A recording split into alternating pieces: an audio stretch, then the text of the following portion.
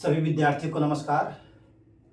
स्वागत है आप सबका आपके अपने परिवार स्टडी विद आरके में।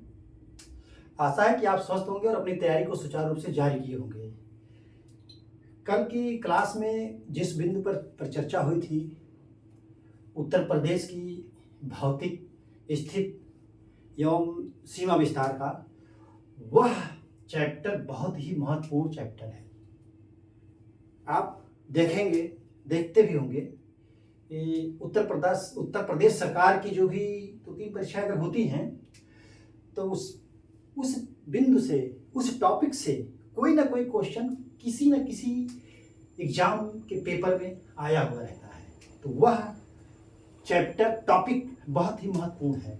आप उसको अच्छी तरीके से पढ़ लीजिएगा, देख लीजिएगा, 2-3 बार मेरी वीडियो को देख लीजिएगा। आप परीक्षा देंगे तो पाएंगे कि उसमें से क्वेश्चन जरूर आए हैं। तो आज जो मैं परिचर्चा करने चल रहा हूं आप लोगों के साथ, वो परिचर्चा होगी उत्तर प्रदेश का भूगर्भिक संरचना। उत्तर प्रदेश भूगर्भिक दृष्टि से भारत के प्राचीन गोंडवाना लैंड महाद्वीप का भाग है। उत्तर प्रदेश का दक्षिणी भाग जो है भारत का जो प्रायद्वीप भाग है, जैसे ये भारत का प्रायद्वीप जो है यही तो है, इस प्रायद्वीप का निकला हुआ भाग है। ये जो दक्षिणी भाग है इस प्रायद्वीप का निकला हुआ भाग है, जिसको कि बुंदेलखंड का पठार कहते हैं। क्या कहते हैं? बुंदेलखंड का पठार कहते हैं। इस जो दक्षिणी भाग है बुंदेलखंड, इसका निर्माण जो है, इसका निर्माण विंध्य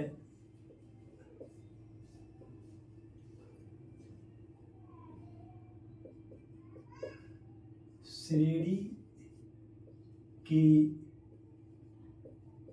चट्टान से हुआ है। ये जो दक्षिणी भाग है इसका निर्माण जो है विंध्य श्रेणी की चट्टान से हुआ है। या विंध्य श्रेणी की जो चट्टान शैल है, शैल जो है, शैल क्रम, विंध्य श्रेणी का जो शैल क्रम है ये बहुत ही महत्वपूर्ण है। ये इससे क्वेश्चन अक्सर पेपर में पूछे जाते हैं। जैसे इसमें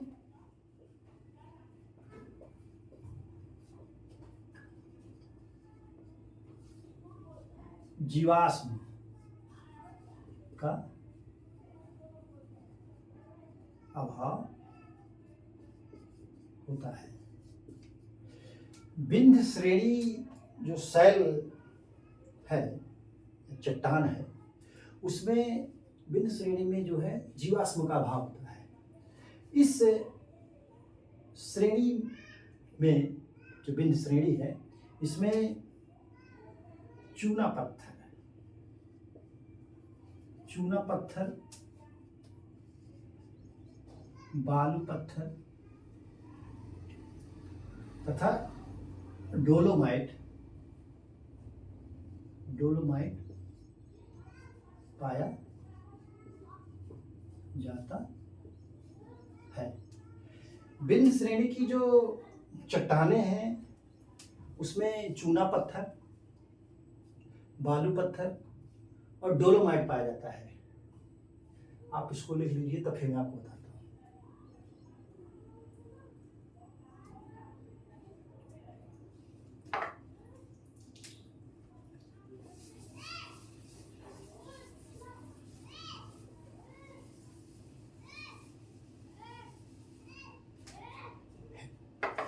अक्सर क्वेश्चन पूछा जाता है पेपर में, अक्सर क्वेश्चन पूछा जाता है कि जो है विंध्य श्रेणी में निम्नलिखित में से क्या नहीं पाया जाता है। तो विंध्य श्रेणी का ये आप 2 टाइप के क्वेश्चन बनते हैं। विंध्य श्रेणी का निर्माण किससे हुआ है? चूना पत्थर से। विंध्य श्रेणी का निर्माण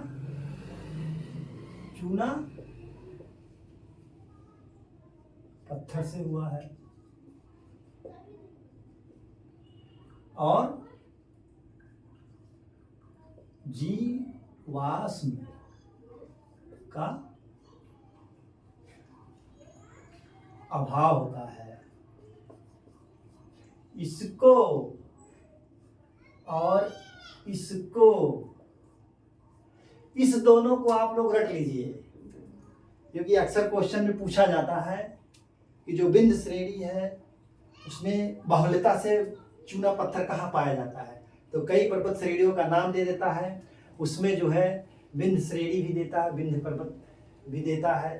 तो उसमें जो है चूना पत्थर इसकी विशेषता है, और जीवाश्म का अभाव, दो चीजें इसकी बहुत बड़ी विशेषता है ये। और इसका निर्माण जो हुआ है, बिंद श्रेणी का निर्माण है, बिंधन श्रेणी का निर्माण जो है, बिंधन श्रेणी का निर्माण जो हुआ जानते कब हुआ है? कैम्ब्रियन काल में। कैम्ब्रियन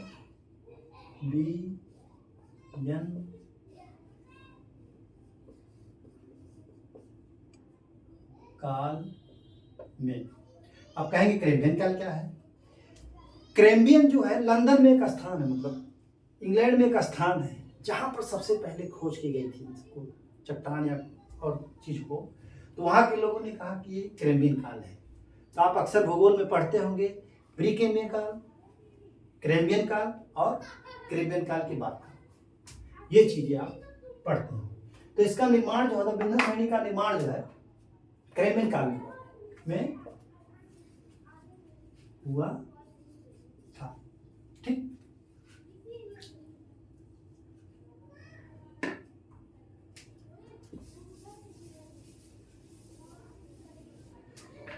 इस क्षेत्र में बुंदेलखंड के क्षेत्र में, ये बुंदेलखंड आपका है, बुंदेलखंड में जो चट्टान पाई जाती है उसको नीस कहा जाता है। बुंदेलखंड की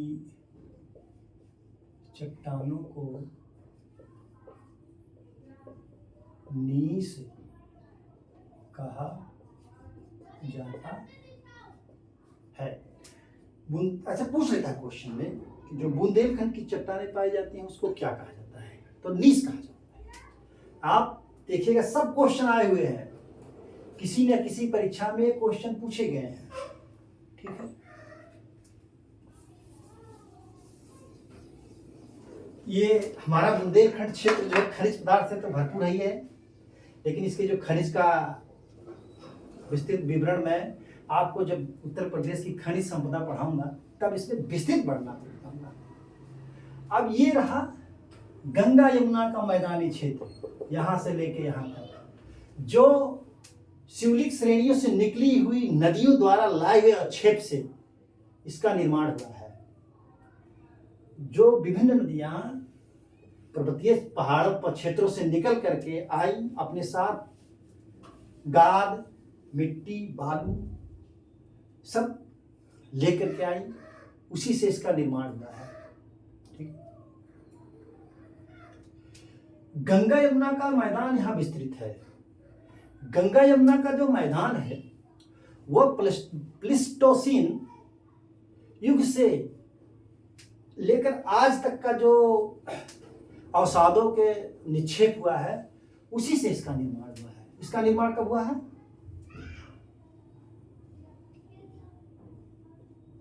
गंगा यमुना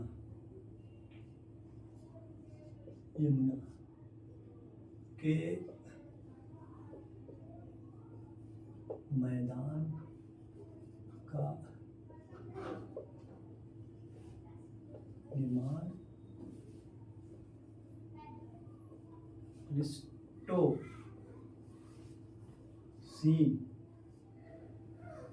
युग में हुआ। आप इसको याद कर लीजिए बढ़िया से।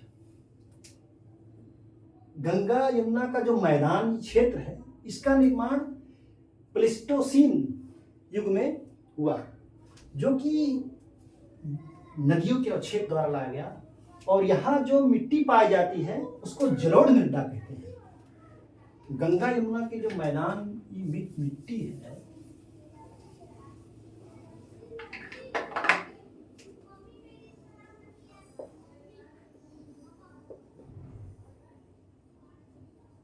गंगा यमुना के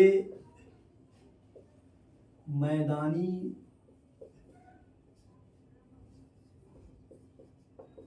क्षेत्रों में जलोढ़ मृदा पाई जाती है, जो भारतीय मृदा में सबसे अधिक उपजाऊ है तथा जल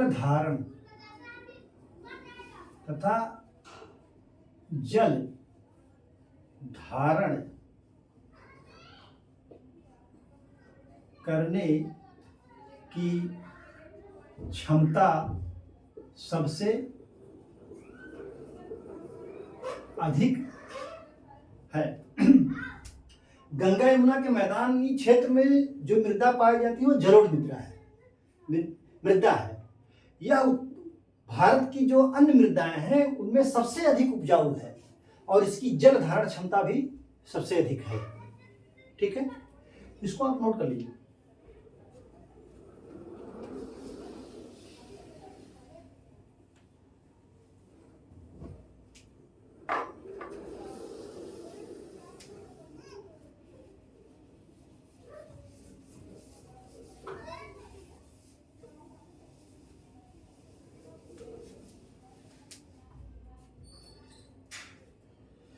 जलोढ़ मृदा जो है दो प्रकार की होती है, एक बांगन मृदा है, एक खादर मृदा है। पुरानी जो जलोढ़ मृदा है उसको बांगन मृदा कहा जाता है। जो नवीन निक्षेप है मृदा है उसको खादर मृदा कहा जाता है।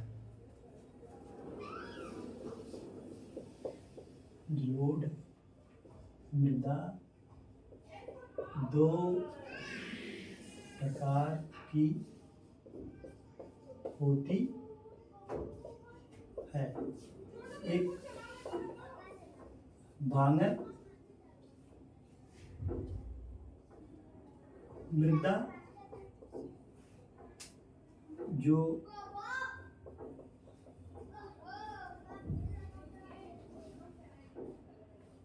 जिसे पुरानी मृदा कहते हैं। दूसरी खादर मृदा जो नवीन मृदा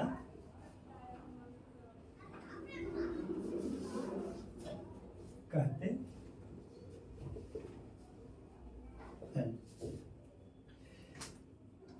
खादर मृदा जो है वो नदियों के किनारे पाई जाती है, क्योंकि प्रतिवर्ष नदियों द्वारा बहा करके जो जल के साथ गाद लाया जाता है, उपजाऊ पदार्थें होती हैं वो नदियों द्वारा बहा करके लाया जाता है। बाढ़ में जब नदी में बाढ़ आती है तो नदी अपने साथ तमाम तरीके की गाद ले आती है को ला करके नदी के किनारे, जब नदी में बाढ़ खत्म होती है तो वो वहीं पर जम जाते हैं और वो क्षेत्र बहुत ही उपजाऊ होता है।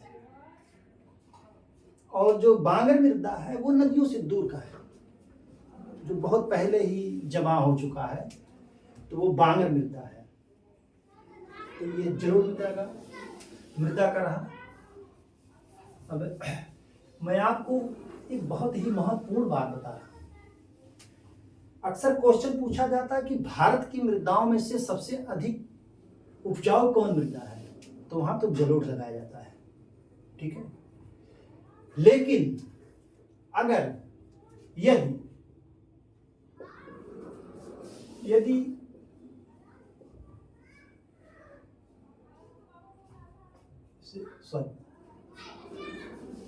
प्रश्न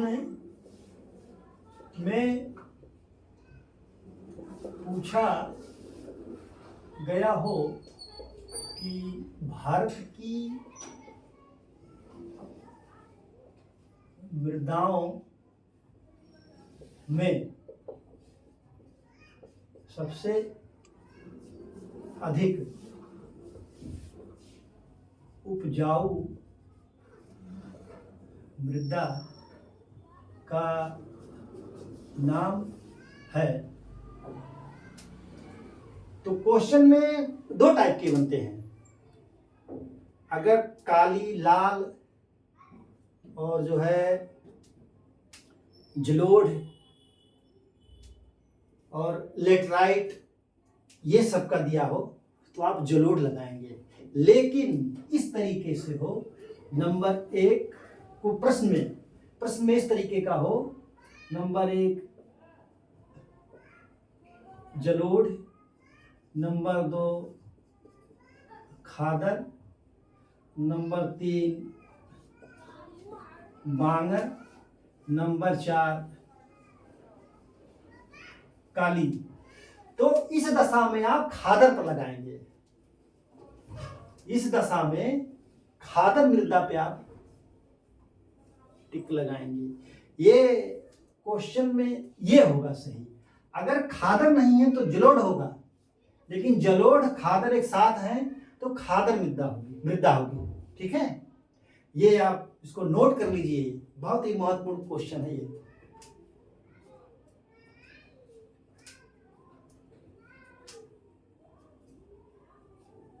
नोट कर लीजिए भैया, बहुत ही महत्वपूर्ण क्वेश्चन है, फंसाता है ये।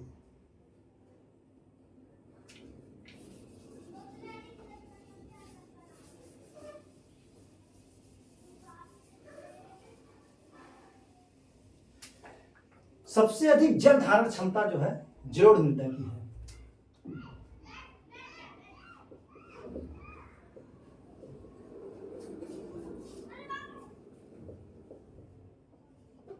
जल धारण, सबसे अधिक जल धारण की क्षमता जलोढ़ मृदा की है। सबसे अधिक जल धारण की क्षमता जलोढ़ मृदा की है, नोट कर लीजिए।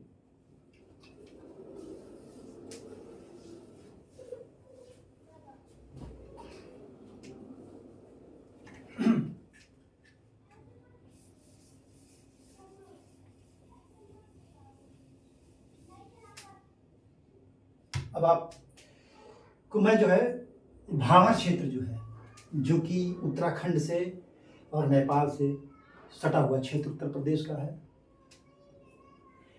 शिवलिक श्रेणियां से आप जानते हैं कि जो उत्तर प्रदेश में नदियां बहती हैं, कुछ नदियों को छोड़ करके, जैसे गोमती नदी को छोड़ करके और छोटी छोटी नदियों को छोड़ करके सारी नदियां शिवलिक श्रेणी मतलब पहाड़ों से आती हैं। ये ऊपर की पहाड़ों से ही आती हैं।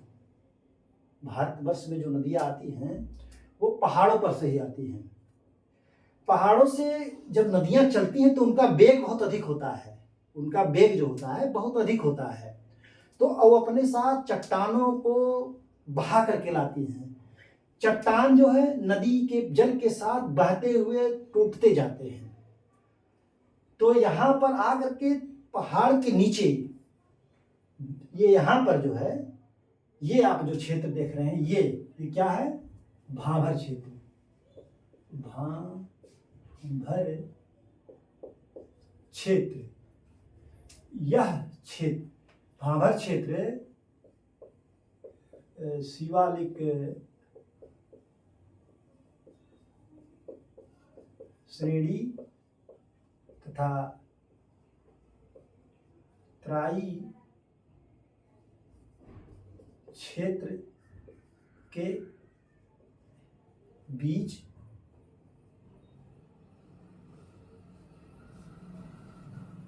क्षेत्र के बीच का क्षेत्र है। यहाँ पर आकर के जो कंकड़ पत्थर बालू पत्थर होते हैं उनका जमा हो जाता है और नदियां यहीं पर विलुप्त हो जाती हैं। नदियां यहाँ पर आकर के विलुप्त हो जाती हैं। फिर वो आकर के तराई क्षेत्र में प्रकट होती हैं। कहाँ पर होती हैं? तराई क्षेत्र में। ये भावर क्षेत्र आप कर लीजिए, ये देख लीजिए, इसको नोट कर लीजिए।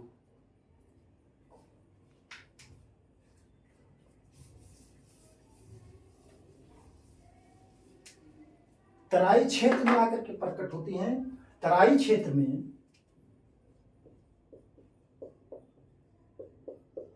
तराई क्षेत्र में भूमि दलदली होती है, दलदली होती है। वर्षा अधिक होती है। यहाँ पर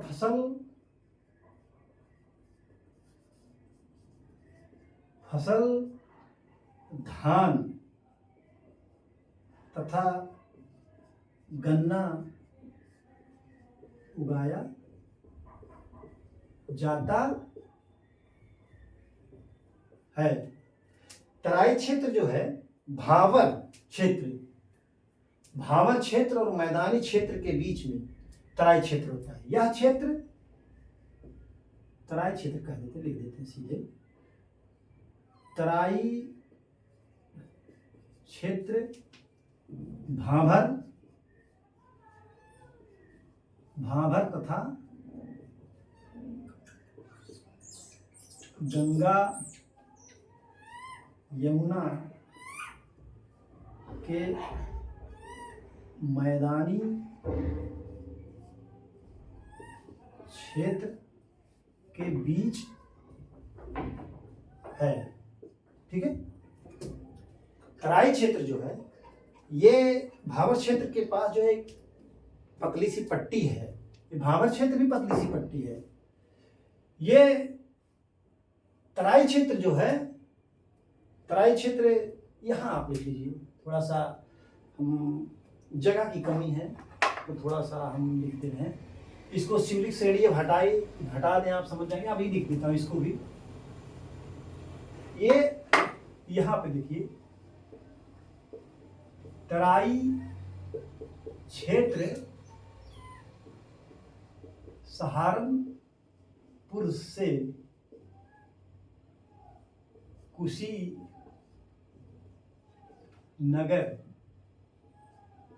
तक फैला है। ये सहारनपुर से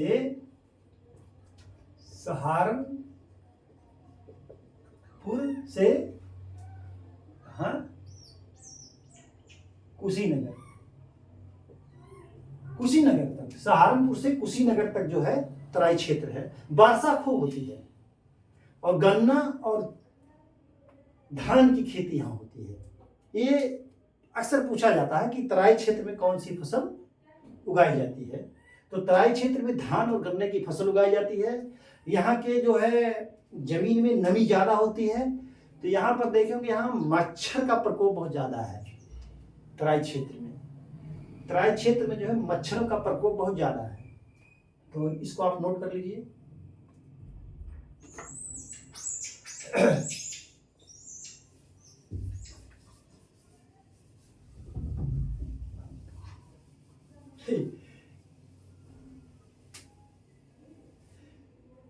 परीक्षाओं में क्वेश्चन पूछा जाता है। अक्सर परीक्षाओं में क्वेश्चन पूछ लिया जाता है कि जो उसके क्या कहते हैं, उत्तर प्रदेश की जो भूगर्भिक संरचना है, भौतिक संरचना है, वो उत्तर से दक्षिण में क्रम से क्या है। तो देखिए आप ऐसे ही जान जाएंगे। सबसे उत्तर, अगर उत्तराखंड को ले लिया जाए, केवल आप उत्तर प्रदेश को लीजिए, उत्तराखंड तो अलग प्रदेश ही है, उसके नहीं कुछ, तो आप जान जाइए सबसे उत्तर भावर क्षेत्र, उसके बाद तराई क्षेत्र, उसके बाद गंगा यमुना का मैदान, उसके बाद बुंदेलखंड का पठार। आपको एक कंफ्यूज नहीं होना चाहिए। सबसे उत्तर ये देखिए, ये उत्तर हो गया, ये दक्षिण हो गया, क्योंकि ये छोड़िए, इसको कहाँ कर बनाया है यार, छोड़ो। ये उत्तर दक्षिण ऐसे ही हो ना, तो आप ऐसे लिख लीजिए।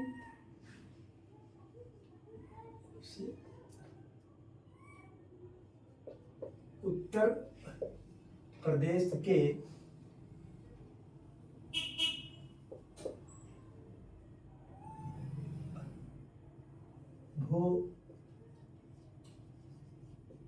भूगर्भिक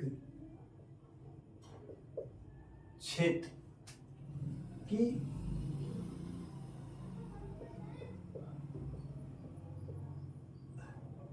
स्थिति का कर्म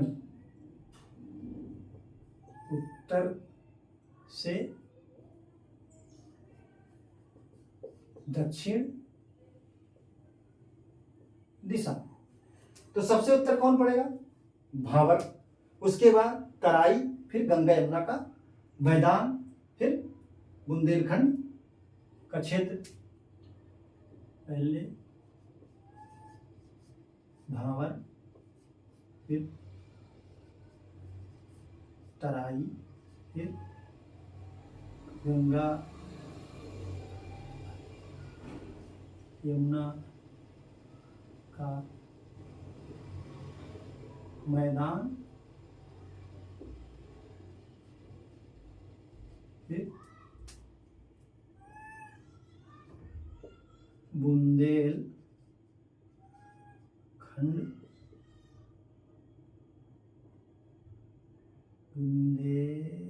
बुंदेलखंड